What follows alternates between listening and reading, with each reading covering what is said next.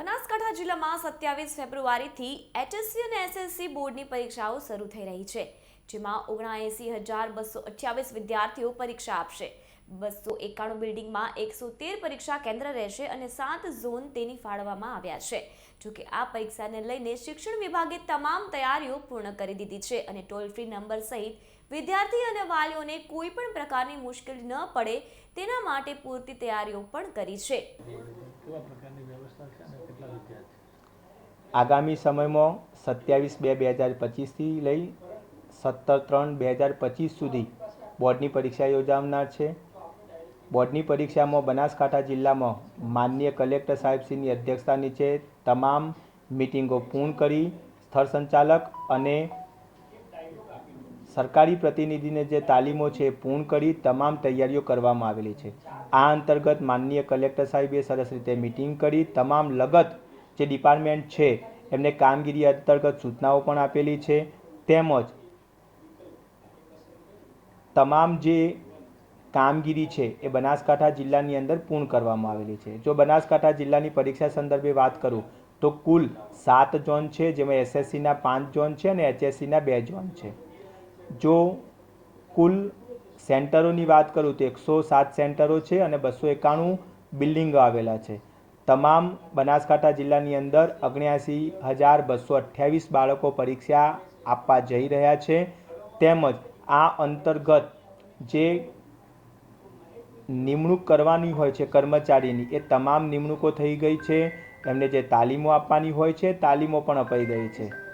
ઉપરાંત બનાસકાંઠા જિલ્લાની અંદર કેટલુંક વિશેષ આયોજન આ વખતે કરવામાં આવેલું છે, જેમાંથી એક છે કે બાળકો સરળતાથી પરીક્ષા બિલ્ડિંગ ઉપર પહોંચી શકે, કેટલા વાગે પહોંચવું એ જાણી શકે, પોતાનું ટાઈમ શેડ્યુલ બનાવી શકે એ માટે ડિજિટલ રોડ મેપ નામની એક PDF આપણે આપેલી છે।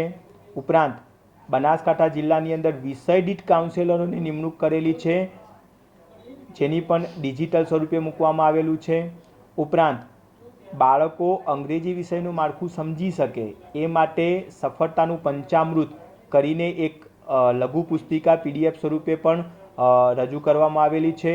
ઉપરાંત આ વખતે માનનીય કલેક્ટર સાહેબની સૂચનાથી તેમજ ગાંધીનગર GSSH-SHB બોર્ડના સંકલનમાં રહી જે રિક્ષા એસોસિએશન છે એમનો પણ સંપર્ક કરવામાં આવેલો છે અને રિક્ષા એસોસિએશન દ્વારા બાળકો જ્યાં પણ અટવાયા હશે, કોઈ જગ્યાએ એમને જરૂરિયાત હશે તો એવા બાળકોને તરત રિક્ષાની અંદર પિકઅપ કરી એમને સ્થળ ઉપર છોડી દેવા માટે પણ સૂચના આપવામાં આવેલી છે, જેના અંતર્ગત ગઈકાલે બનાસકાંઠાની અંદર ડીસાની અંદર 2 રિક્ષા ચાલક અને પાલનપુરની અંદર 1 રિક્ષા ચાલકે તમામ બાળકોને મુસાફરી ફ્રી કરશે એવી જાહેરાત કરવામાં આવેલી છે, તેમજ કેટલાક રિક્ષા ચાલકો સાથે પણ આ બાબતે અમારે વાત થઈ રહી છે।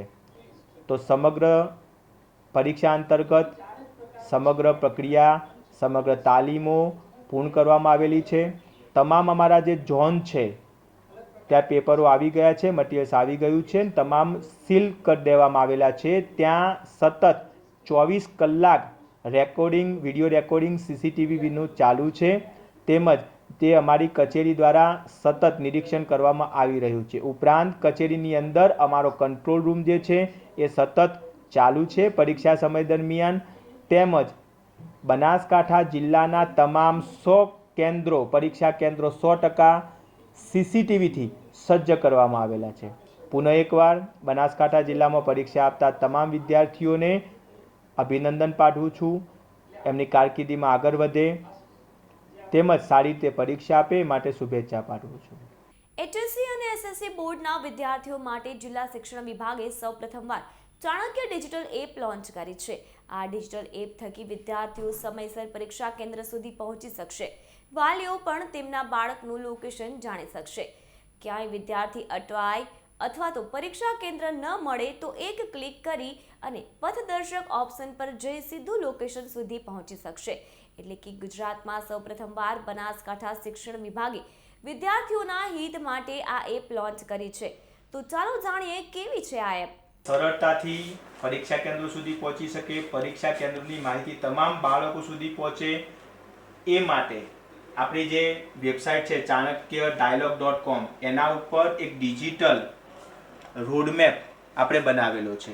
આ જે એસએસસી એચએસસી પરીક્ષાના વિદ્યાર્થીઓ સુધી પહોંચવાનો ડિજિટલ જે રોડમેપ છે એ રોડમેપ સમગ્ર કેન્દ્રોની માહિતી આવરી લે છે.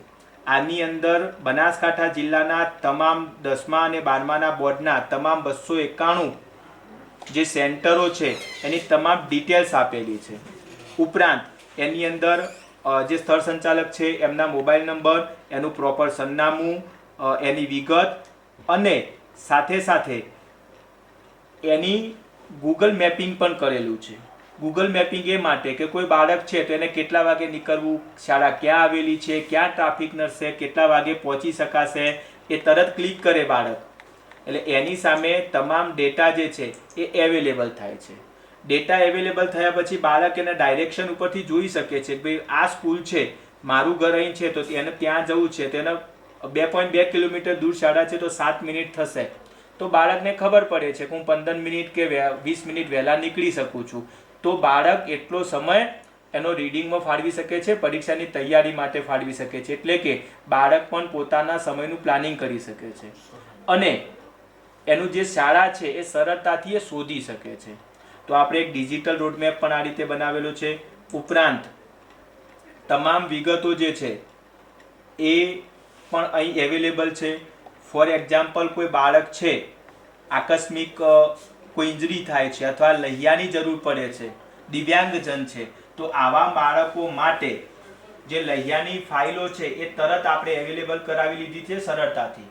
આને ડાઉનલોડ કરીને ફક્ત એની માહિતી ભરીને પ્રી ફિલ કરીને એ સરળતાથી આપણા ત્યાં રજૂ કરે છે અને આપણે વિધિન 1 કલાકની અંદર સૌથી ઝડપી લહીઓ પણ અવેલેબલ કરી આપીએ છીએ. એચએસસી અને એસએસસી બોર્ડની પરીક્ષામાં ગુજરાતમાં સૌપ્રથમવાર રિક્ષા ચાલકો આગળ આવ્યા છે અને બોર્ડના વિદ્યાર્થીઓને તકલીફ ન પડે તે હેતુથી પાલનપુર અને ડીસાના રિક્ષા ચાલકોએ વિદ્યાર્થીઓને વિનામૂલ્યે પરીક્ષા સ્થળ સુધી પહોંચાડવાની તૈયારી બતાવી છે. ત્યારે પાલનપુર અને ડીસામાં પડતી ટ્રાફિકની સમસ્યાને કારણે છેલ્લી ઘડીએ વિદ્યાર્થી પરીક્ષા કેન્દ્ર સુધી જવામાં અટવાઈ જાય તો આ રિક્ષા ચાલકો એવા વિદ્યાર્થીઓને પરીક્ષા કેન્દ્ર સુધી પહોંચાડશે.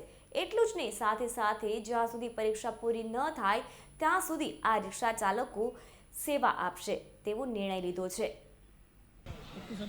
જી ચાલકો દ્વારા વિદ્યાર્થીઓને ફ્રી સેવા આપવાની છે બોર્ડની પરીક્ષામાં, શું કહેશો?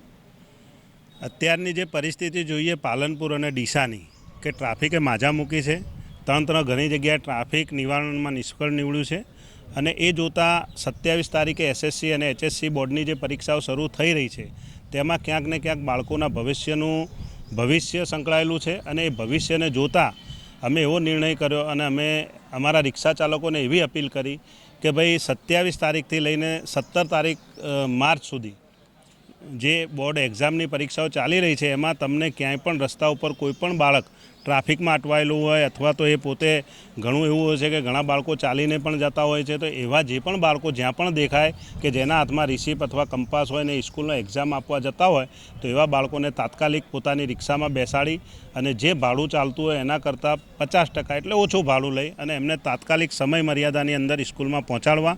કારણ કે આ વખત તંત્રએ પણ એવી જાહેરાત કરી છે કે ભાઈ બાળકોએ વિદ્યાર્થીઓએ પરીક્ષા કેન્દ્ર ઉપર અડધો કલાક પહેલાં પહોંચી જવું. તો આ ટ્રાફિકની સમસ્યાને જોતાં અમે જે અપીલ કરી હતી એ અપીલની અંદર અમારા ડીસાના 2 ભાઈ, પાલનપુરના એક જાવીદભાઈ, ડીસાના અશ્વિનભાઈ, તરુણભાઈ, આ લોકોએ મારી ઉપર સામેથી ફોન કરીને કીધું કે સાહેબ આપણે રિક્ષા ફ્રી ઓફ સર્વિસમાં વિદ્યાર્થીઓ માટે ચલાવીશું આખો દિવસ. સવારે 10:30 વાગે જે એસએસસીનું પેપર હશે અને 3:30 વાગે જે એચએસસીનું પેપર હશે એની અંદર અમે વિદ્યાર્થી જાય ત્યારે સ્કૂલે અને સ્કૂલથી છૂટશે ત્યારે જેટલી અમારી ક્ષમતા હશે એ લેવલથી અમે એમને ફ્રી ઓફ સેવા આપીને એમને એમના સ્થળ સુધી પહોંચાડીશું એવો અમે નિર્ણય કર્યો છે. સાજિદ મકરાણી, બનાસકાંઠા જિલ્લા ઓટો રિક્ષા સંઘર્ષ સમિતિ પ્રમુખ.